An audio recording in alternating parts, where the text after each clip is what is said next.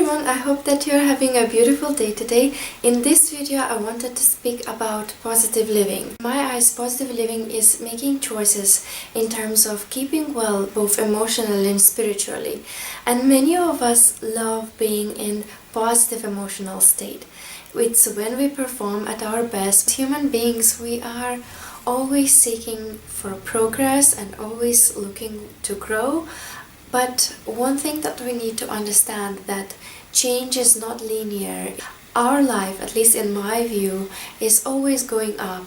However, in a little zigzag line, not straight line up as we would expect. Very often we can get stressed for very little things. We get stressed about things that didn't even happen, and we make all these scenarios in our heads. You want something to happen and you want the good thing happen, and you sometimes start thinking of completely opposite scenarios of how it could end, and this is what brings you stress. But you need to stop and think if those thoughts are drifting you away from the present moment, and if in the present moment you're actually feeling really bad and something bad happened. The interesting fact that I've learned is that our brain cannot distinguish between the reality and what we make of it. I've learned very interesting technique and just a point of view at the situation, and that is that in reality we only have two emotions. Of course, we have a big mix of different emotions. In reality, we can divide them into two sections, a little bit better one and a little bit worse. In every given situation,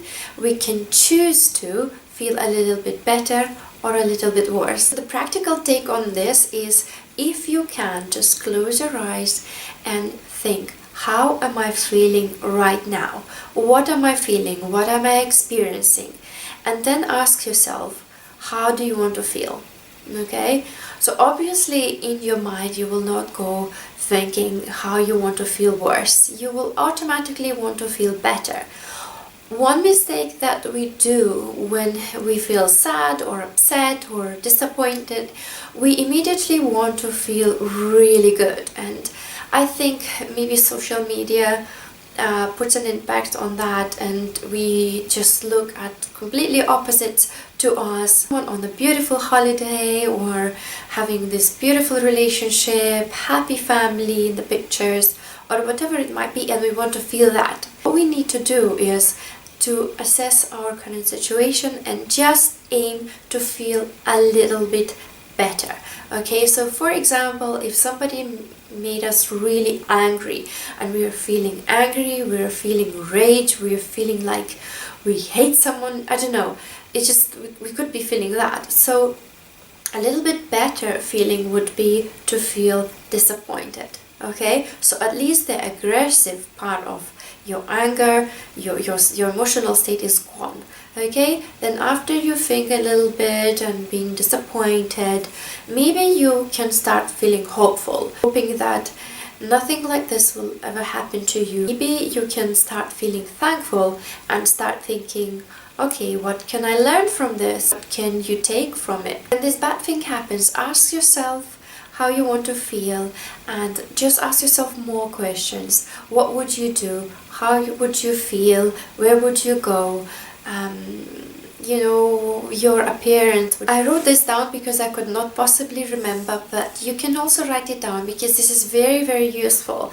These are a generalization of human emotions from bottom up. On the bottom is helpless, depressed, ashamed, afraid, jealous, you're feeling rage, worry, disappointment, frustrations, impatience, pessimism, boredom, hopefulness, happiness, enthusiasm, joy, empowerment, and freedom.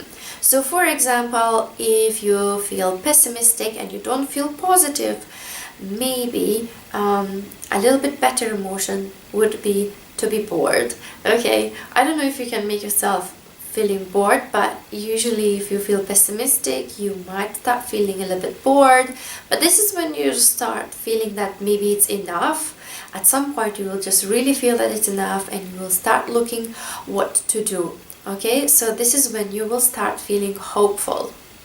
And when you have hopefulness, you will probably start seeing happiness in some places, and you will want to bring yourself to that happiness.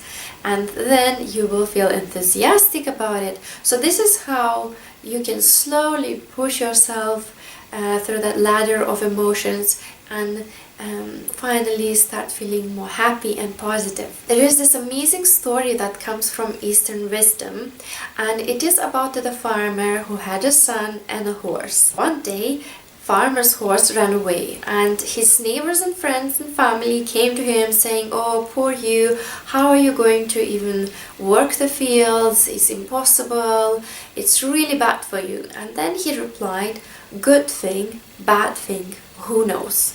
In a few days, the farmer's horse came back with another horse, and everybody around him, his neighbors, his friends, his family, were saying, "This is so good, this is amazing, you're going to have 2 horses and it will be so easy to work your fields." And he replied, "Good thing, bad thing, who knows?" Next day, farmer's son fell off the horse and broke his leg.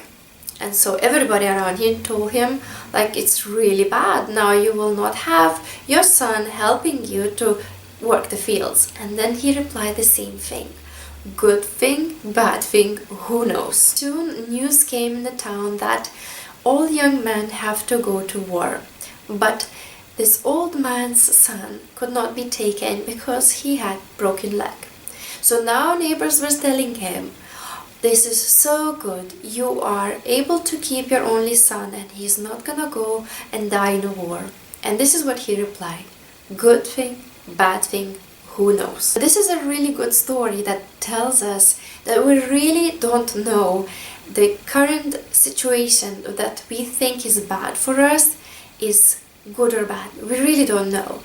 And I think many of us can relate to the fact that when we look back in our life, sometimes we had really bad situations and we thought that we are going to just drown in this misery. We cry, we feel depressed, we feel that nothing worse can even happen to us, and we don't know how to get out of it. I think every bad thing that happened to me that I thought is bad at that time has brought me to where I am and made me who I am now, and I'm very proud of it. My advice would be, whatever religion you're practicing, or if you're not practicing, if you believe in universe, if you believe in Big Bang, whatever you believe in, I think the underlying principle in all religions or all beliefs is to practice non-interference. It is very little we can do, in my eyes, to control our destiny. We can do our best, but we really don't know things that happen to us, where they will bring us.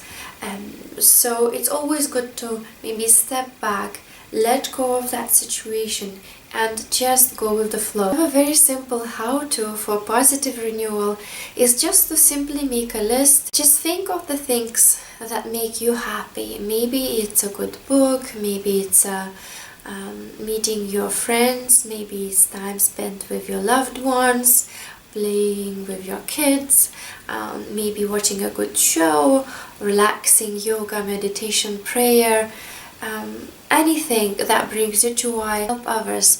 And it's not when you're trying to help others when you think of yourself really good and when you want to fix someone or want to just do this amazing good thing. It's more of a place of love and understanding and compassion.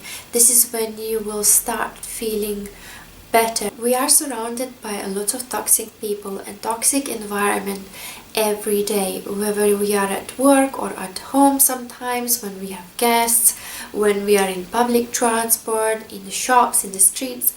It's just too much, and sometimes we are involved in just too many relationships, we have too many interactions with people, and it's unavoidable that stress will happen. But for good moments to happen, we need to make them happen. Try to practice good moments and good positive experience as much as possible. Because if you experience just one negative event in your day, you need at least 3 to 6 positive experience to put you in a neutral state. Forget even about getting into a really good emotional state. And the last tip that I have is to cultivate positive moments, spread positivity around you, because it is known that social contagion happens 3 people forward. So if you make someone feel positive, they are most likely to make another 3 people feel positive. If you make someone feel negative, another 3 people are most likely to experience negative emotions because of you. So it's like a chain reaction. I really hope that you enjoyed this video. Please let me know how you like to relax, what kind of stress coping techniques do you have, and share it with all our viewers. And I will see you in my next video soon. Bye bye for now.